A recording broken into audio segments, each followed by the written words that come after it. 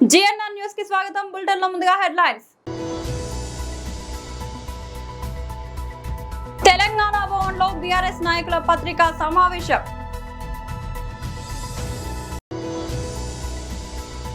సీమ ప్రజల కష్టాన్ని దోచుకున్న రాక్షసులు జగన్ కుటుంబ సభ్యులు మండిపల్లి రాంప్రసాద్ రెడ్డి.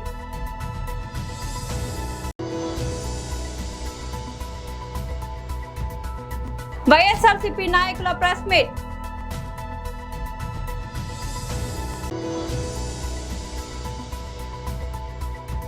గోదావరి పుష్కరాల ఏర్పాట్లపై పవన్ కళ్యాణ్ అసంతృప్తి.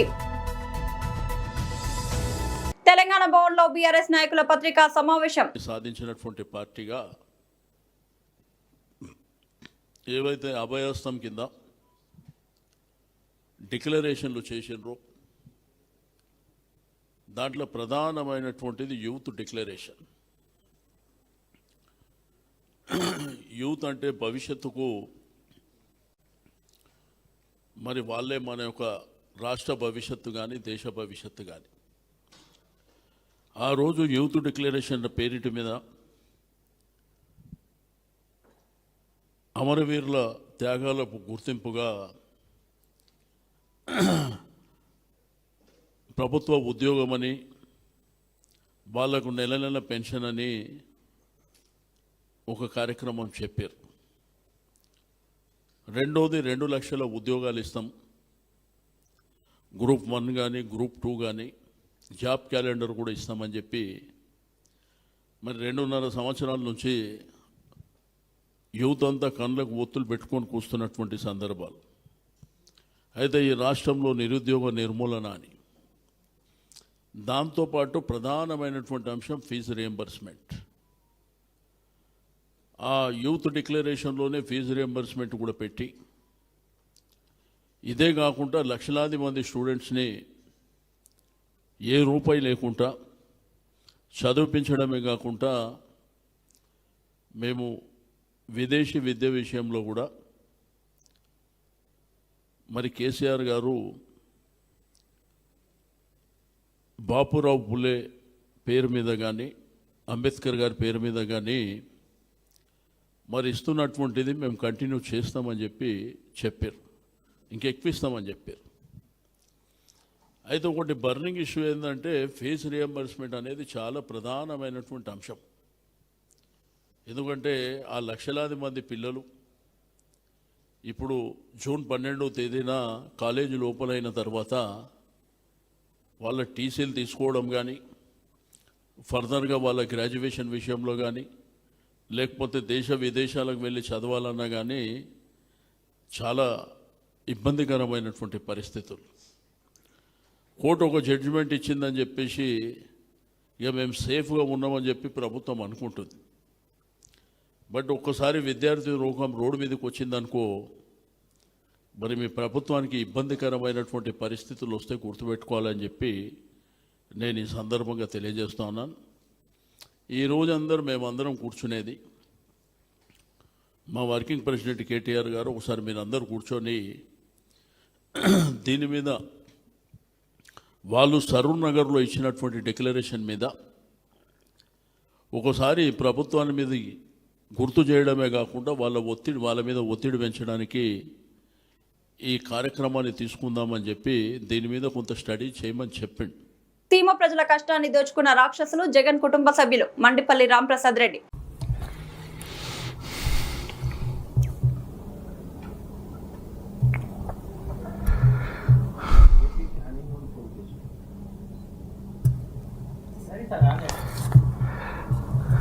అందరికీ నమస్కారం. రాష్ట్ర ప్రజలందరికీ ఈరోజు చంద్రబాబు నాయుడు గారు ముఖ్యమంత్రి అయిన తర్వాత సుభిక్షంగా ఒక వారంలోనే 2 సంవత్సరాలు పూర్తి చేసుకుంటున్నాం. మా ప్రభుత్వం తరపున రాష్ట్ర ప్రజలకు ధన్యవాదాలు. ఎందుకంటే భారతదేశ చరిత్రలో ఏ రాజకీయ పార్టీకి దక్కని గౌరవం ఆంధ్ర రాష్ట్రంలో తెలుగు ప్రజలు మాకు కట్టబెట్టడం జరిగింది. అదే బాధ్యతగా ఈరోజు మేము కూడా సుపరిపాలన అనేది ఎలాగుంటుందో అది అందిస్తున్నామనే దానికి చెప్పేదానికి కూడా ఈ వేదిక నుంచి నాకు చాలా సంతోషంగా ఉంది. పెద్దలు, అనుభవజ్ఞులు చంద్రబాబు నాయుడు గారి నాయకత్వంలో ఈరోజు ఇక్కడ కూర్చొని మాట్లాడుతున్నామంటే ఈ 24 నెలల్లో రాష్ట్రంలో ఎప్పుడూ లేని విధంగా సుభిక్షంగా సంతోషంగా ప్రజలు ఉన్నారు. సుమారుగా 20 లక్షల రూపాయల పెట్టుబడులకు శ్రీకారం చుట్టడం జరిగింది. అధోగతి పాలైన రాష్ట్రాన్ని గాడిలో పెట్టి అభివృద్ధి వైపు నడిపిస్తున్న మా ముఖ్యమంత్రికి మరొకసారి 2 సంవత్సరాలు ధన్యవాదాలు తెలియజేసుకుంటున్నా. ముఖ్యంగా ఈరోజు ఈ పాత్రికేయ సమావేశం ఎందుకంటే మన రాష్ట్రంలో ఏ రాష్ట్రానికి లేని అపోజిషన్ లీడర్ ఒక ఆయన ఉన్నారు. హనీమూన్ నాయకుడు అంటారు ఆయన్ను. కేవలం ఒక ప్రతిపక్ష నాయకునిగా ఈ 24 నెలల్లో ఒక 10-15 సార్లు మాత్రమే పత్రికా సమీక్షలు అలాగే ప్రెస్కు ఆయన ఇంటర్వ్యూలు ఇవ్వడం జరుగుతూ ఉంది. దానిలో ప్రతి ఒక్కసారి బయటకు వచ్చినప్పుడల్లా ఒక్కో విషయాన్ని పాత సారాయిని కొత్త సీసాలో పెట్టి మార్కెటింగ్ చేసినట్టు రాష్ట్రంలో గత 40 సంవత్సరాల్లో జరిగిన సంఘటనలు ఈ రాష్ట్రంలో ఉన్న ప్రజలకు తెలియవన్నట్టు కొత్తగా ప్రజల మీద రుద్దే పరిస్థితి తీసుకొచ్చిన ఘనత ఆనాటి ముఖ్యమంత్రి ఈరోజు ప్రతిపక్ష నాయకుడు జగన్మోహన్ రెడ్డి గారికే దక్కింది. ముఖ్యంగా జగన్మోహన్ రెడ్డి గారు ఈరోజు ఈ ప్రభుత్వం చేస్తున్న అభివృద్ధి సంక్షేమ పథకాలను ఓర్వలేక ప్రతి ఒక్కసారి మీడియా సమావేశం ఏర్పాటు చేసినప్పుడు మా ముఖ్యమంత్రి గారి మీద అక్కస్తో ఏదో ఒక తప్పుడు ప్రచారం చేసేదానికి శ్రీకారం చుడుతూ ఉంటారు. కొత్తగా లేటెస్ట్గా 4 రోజుల ముందు ఆయన ఇంగ్లాండ్ టూరు ముగించుకొని వస్తానంటే ఒక ప్రెస్ మీట్ ఏర్పాటు చేయడం జరిగింది. వైఎస్ఆర్సీపీ నాయకులు ప్రెస్ మీట్. ఈరోజు రాష్ట్రంలో కార్పొరేషన్లు, మున్సిపాలిటీలకు సంబంధించి విభజన ప్రక్రియని ప్రారంభించారు.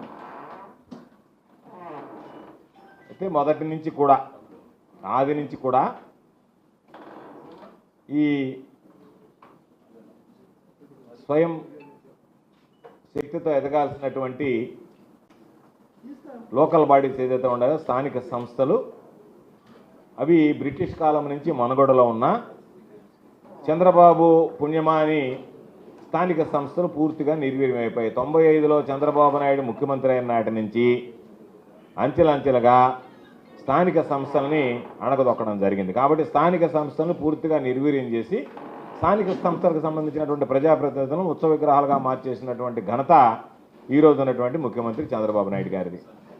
అయితే ఈరోజు మరి నెల్లూరు కార్పొరేషన్కి సంబంధించి జరిగేటువంటి ఎన్నికల్లో మేము ఓడిపోతామో కాబట్టి కార్పొరేషన్ వైఎస్ఆర్ కాంగ్రెస్ పార్టీ పరమైపోతుంది అనేటువంటి భయం ఏర్పడింది. కాబోలు సాక్షాత్తు పురపాలక శాఖ మంత్రిగా ఉన్నటువంటి నారాయణ ప్రాతినిధ్యం వహిస్తున్నటువంటి నెల్లూరు జిల్లాలో నెల్లూరు కార్పొరేషన్ దగ్గర నుంచే వాళ్ళకి సంబంధించినటువంటి ఆగడాలు, ఎక్కడా కూడా చూడనటువంటి దారుణమైనటువంటి నిర్ణయాలు ఈ డీలిమిటేషన్లో చోటు చేసుకోవడం అత్యంత దురదృష్టకరమైనటువంటి విషయం.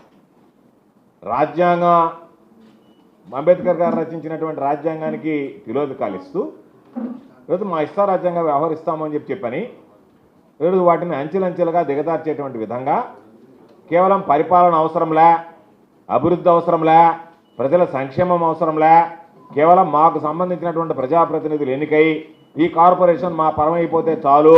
ఎందుకంటే అలవాటు. నారాయణ లాంటి వాడు ఈరోజు ఏం చేశాడు అని అంటే, ఒక పురపాలక శాఖ మంత్రిగా ఉన్నటువంటి వ్యక్తి పార్టీ ఫిరాయింపులను ప్రోత్సహించి ఇది వైఎస్ఆర్ కాంగ్రెస్ పార్టీ మొత్తం 54 మందిని గెలిపించుకుంటే ఒక్కడిని కూడా గెలిపించుకోలేకపోయాడు. ఆ రోజు అడ్రస్ లేడు, పత్తా లేడు, వీళ్ళు ఎవరు కూడా కనిపించినటువంటి పరిస్థితుల్లో ఈరోజు మరలా తగుదనమ్మా అంట వచ్చి వాళ్ళందరినీ పార్టీలో చేర్చుకొని మా వాళ్ళు గెలిచారనేటువంటి స్థితికి దిగజారిపోయాడు. కాబట్టి ఈరోజు ప్రజలు మాట్లాడుకుంటున్నారు, ఇదేం అంబేద్కర్ గారు రచించినటువంటి రాజ్యాంగం లేదు, ఇదేదో నారాయణ రాజ్యాంగం లాగా ఉందని చెప్పి అనిపించేటువంటి పరిస్థితి ఏర్పడింది. కాబట్టి స్థానిక సంస్థను నిర్వీర్యం చేశారు. జగన్మోహన్ రెడ్డి గారు వచ్చిన తర్వాతనే స్థానిక సంస్థలకు మరలా పునరుజ్జీవనం ప్రసాదించడం జరిగింది. గర్వంగా మేము మాట చెప్పుకోగలము. రాజమండ్రి కార్పొరేషన్ కార్యాలయంలో నిర్వహించిన 2027 గోదావరి పుష్కరాల సన్నద్ధత సమీక్ష సమావేశంలో డిప్యూటీ సీఎం పవన్ కళ్యాణ్ అధికారుల పనితీరుపై తీవ్ర అసంతృప్తి వ్యక్తం చేశారు. సుమారు 10 కోట్ల మంది భక్తులు వచ్చే ఈ మహత్తర ఆధ్యాత్మిక వేడుకకు ఇప్పటి వరకు సరైన సన్నద్ధత కనిపించడం లేదని ఆయన ఆగ్రహం వ్యక్తం చేశారు. 8,600 కోట్ల వ్యయంతో చేపట్టాల్సిన పనులకు ఇప్పటికీ డిపిఆర్లు సిద్ధం కాకపోవడంపై అసహనం వ్యక్తం చేశారు. కాగితాలపై ప్రణాళికలు కాకుండా క్షేత్రస్థాయిలో పనులు కల్పించాలని తెలిపారు. క్షేత్రస్థాయిలో వాస్తవ పరిస్థితులు ఎలా ఉన్నాయో సీఎం చంద్రబాబుకు వివరించాలని అధికారులను ఆదేశించారు. సరైన ప్రణాళిక లేకుండా ఒకే ఏడాదిలో 7,000 పనులు హడావుడిగా చేస్తే నాణ్యత దెబ్బతింటుందని పవన్ హెచ్చరించారు. పాడైపోయిన సిమెంట్ తో పనులు చేసి ప్రమాదాలు జరిగితే ప్రభుత్వానికి చెడ్డ పేరు వస్తుంది. స్పష్టమైన డేటా లేకుండా అడిగితే కేంద్ర ప్రభుత్వం నిధులు ఇవ్వదు అని స్పష్టం చేశారు. గత పుష్కరాల తొక్కిసలాట ఘటనలు పునరావృతం కాకుండా 6 జిల్లాల్లోని 274 పంచాయతీల వరకు ఏర్పాట్లు విస్తరించాలని, గోదావరి కాలుష్య నివారణకు టాస్క్ ఫోర్స్ ఏర్పాటు చేయాలని సూచించారు. ఈ అంశాన్ని త్వరలోనే కేబినెట్ లో చర్చిస్తామన్నారు. ఈ సందర్భంగా ఎమ్మెల్సీ సోము వీర్రాజు మాట్లాడుతూ పుష్కరాల నిధుల సమీకరణలో పవన్ కళ్యాణ్ ఆశాకిరణంలో నిలుస్తారని ఆశాభావం వ్యక్తం చేశారు. ముషీరాబాద్ మండలం పరిధిలోని పలు ప్రైవేట్ పాఠశాలల విద్యను వ్యాపారంగా మార్చి తల్లిదండ్రులపై తీవ్ర ఆర్థిక భారం మోపుతున్నాయని స్థానిక తల్లిదండ్రులు, ప్రజా సంఘాల నాయకులు ఆగ్రహం వ్యక్తం చేశారు. పుస్తకాలు, యూనిఫామ్లు మరియు ఇతర విద్యా సామగ్రిని పాఠశాలల వద్దనే కొనుగోలు చేయాలని బలవంతం చేస్తూ అధిక ధరలకు విక్రయిస్తున్నారని ధర్మ సమాజ్ పార్టీ ముషీరాబాద్ నియోజకవర్గం అధ్యక్షుడు సంతోష్ ఆరోపించారు. ప్రభుత్వ నిబంధనలకు విరుద్ధంగా తల్లిదండ్రుల హక్కులను కాలరాస్తూ కొన్ని ప్రైవేట్ పాఠశాలలు దోపిడీకి పాల్పడుతున్నాయని విమర్శించారు. దీంతో పేద, మధ్యతరగతి కుటుంబాలు తీవ్ర ఇబ్బందులు ఎదుర్కొంటున్నాయని తెలిపారు. అదేవిధంగా ఎస్సీ, ఎస్టీ, బీసీ, మైనార్టీ వర్గాలకు చెందిన పేద విద్యార్థులకు ప్రభుత్వం కల్పించాల్సిన ఉచిత విద్య, పుస్తకాలు, యూనిఫామ్లు, రవాణా వంటి సంక్షేమ సదుపాయాలు పూర్తి స్థాయిలో అమలు కావడం లేదని ఆవేదన వ్యక్తం చేశారు.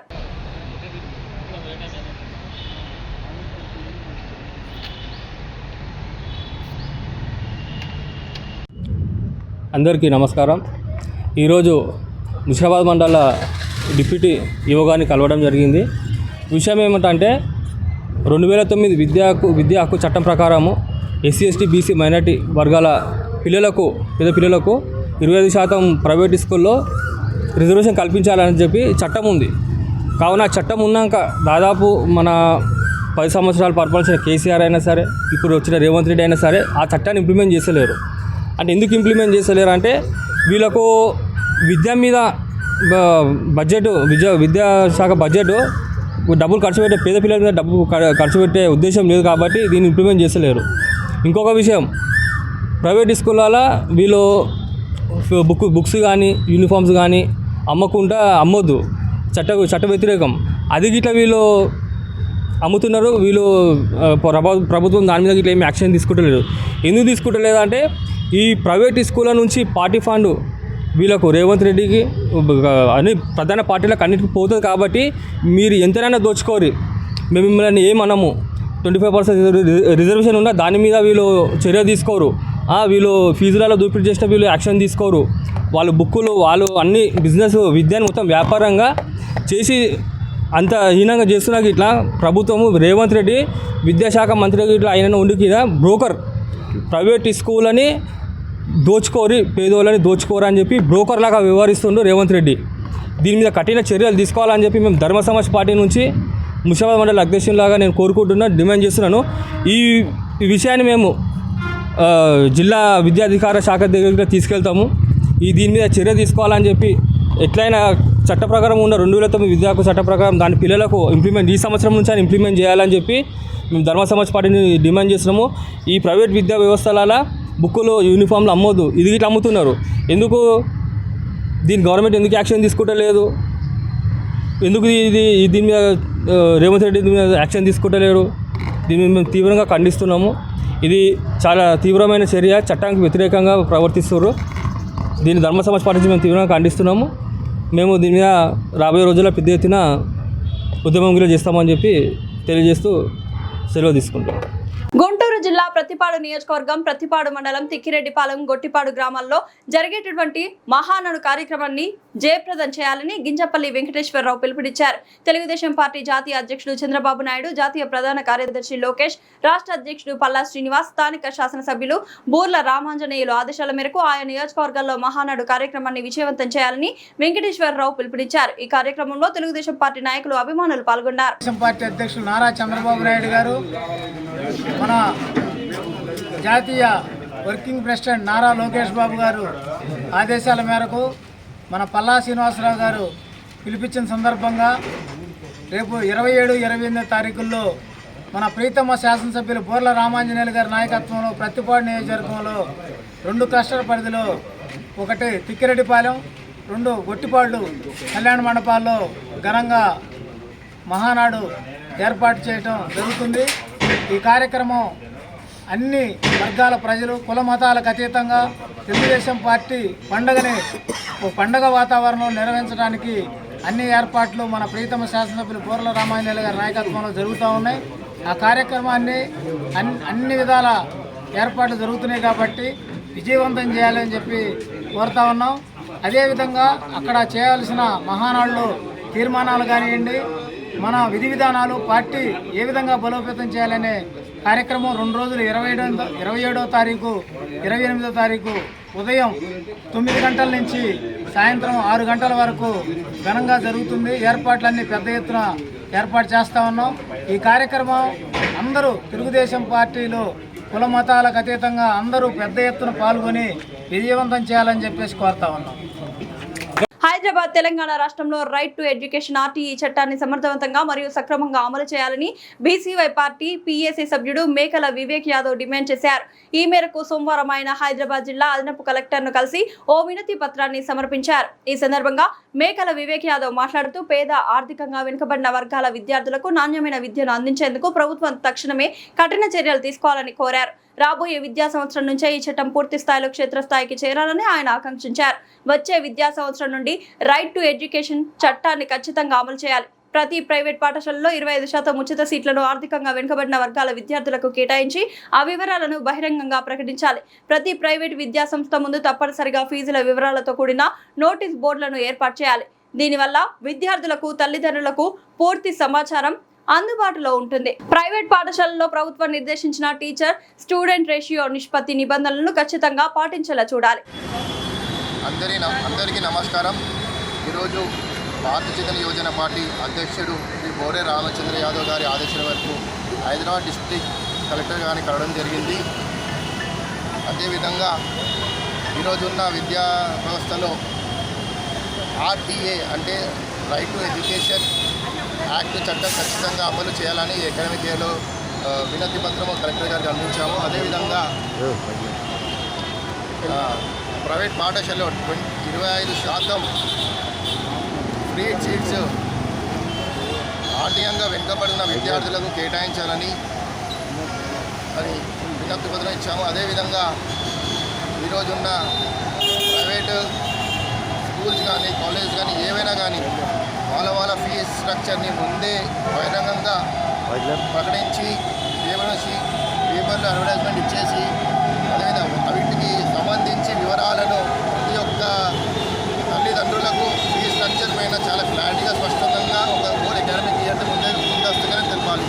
అదేవిధంగా ఈరోజు ఉన్న టీచర్ అండ్ స్టూడెంట్ రేషియో ఉన్న నిబంధనలను కూడా చాలా తొందరగా అమలు చేయాలంటూ కోరుతున్నాము, డిమాండ్ చేస్తున్నాము. అదేవిధంగా ఈరోజు ఏవైతే ఉన్నాయో ఈరోజు అన్రిజిస్టర్డ్ స్కూల్స్ ఏదో పనులు వసూలు చేస్తుంటూ విద్యా సంస్థను ఒక వ్యాపారంగా చేస్తున్న వాళ్ళపైన, ఇన్స్టిట్యూట్స్ పైన, పాఠశాలలపైన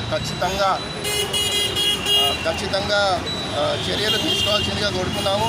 అదేవిధంగా ఈరోజు చూసిన తెలంగాణ రాష్ట్రంలో 64% ప్రైవేట్ స్కూల్స్లోనే చదువుతున్నారు.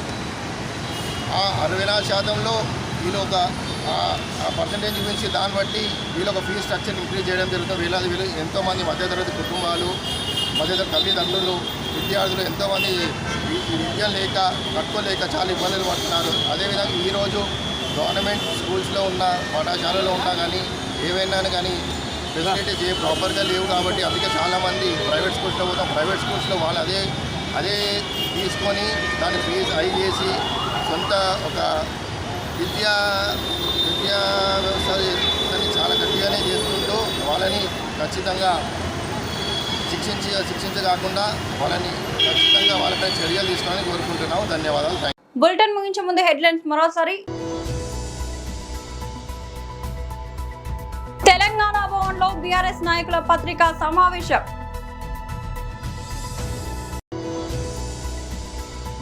సీమ ప్రజల కష్టాన్ని దోచుకున్న రాక్షసులు జగన్ కుటుంబ సభ్యులు మండిపల్లి రాంప్రసాద్ రెడ్డి.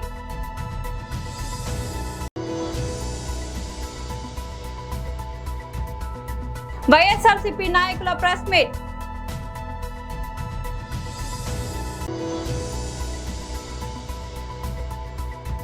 గోదావరి పుష్కరాల ఏర్పాట్లపై పవన్ కళ్యాణ్ అసంతృప్తి. ఇది వాళ్ళ బులెటిన్ అప్డేట్. మరొక బులెటిన్లో మళ్ళీ కలుద్దాం. అంతవరకు సెలవు.